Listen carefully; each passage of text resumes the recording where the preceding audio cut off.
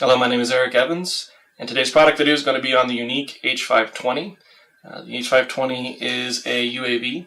What attracted me initially to the H520 was it was designed for professional use.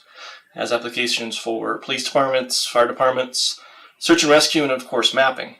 Now, what separates the Yuneec are a couple different features, and one is it's available with a variety of sensors.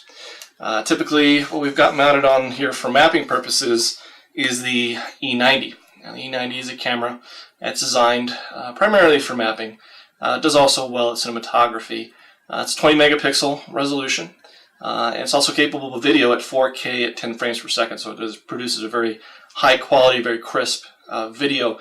But the high resolution, and also that it uses a true 23 millimeter lens, it's high quality, with a 1-inch sensor, means it produces data for mapping that is accurate and easy to work with. Also, the design of the H520 makes it a little different.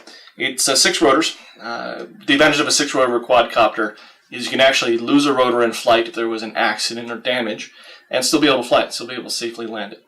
It's also very stable in the wind. The 520 can stand 30 miles per hour-ish of wind. I've seen it do better than that, but it's rated for 30 miles per hour.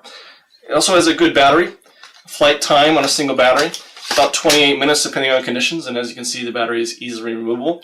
So if you're doing a longer mission, you can land the drone, pop in a battery, and continue the flight exactly where you left off. The camera is 360 degrees without end, so it can continue to rotate and rotate if that's what you needed for your mission.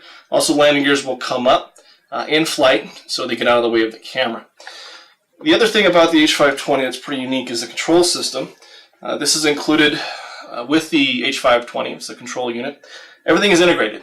Obviously you have the drone controls, camera controls, but you've also got a complete flight planning software, mission planning software. All the data from the drone can be looked at, viewed, and recorded on the controller. So you don't need to have third-party software for automated drone flights, or have a third-party tablet or phone have to integrate with the controller for your controlling the drone.